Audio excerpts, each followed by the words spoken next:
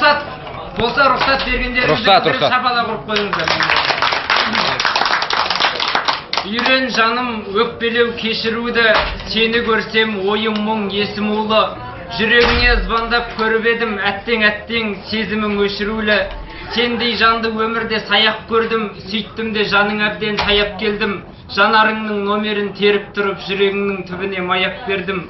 133 тергенім бекер екен, минус сезім сенде де жетеді екен. 143 арқылы сезімімді саған қарай жөнелтсем кетемеген.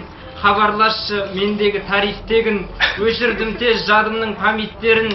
Сақталайын деп едім флешкаңа, менің басым әзірге заниттедің. Айтарымды айтқызбай біліп тұршы, соткамдағы фоным боп күліп тұршы. Ең болмаса сезімімді талқан қылар, жүрегіме вирус боп кіріп тұршы. Сағанда сенімсіз жан болмайын деп, арманың боп арыңды қорғайын көп. Агентке айналған жүрегіме қашан жауап бересің онлайн боп. Рұқсат бердің жаныңнан өтуге де, енді қиын өзіңе жету неге. Енді зейін деп жатсам үмітімді, готов дейсің поболтать етуге де.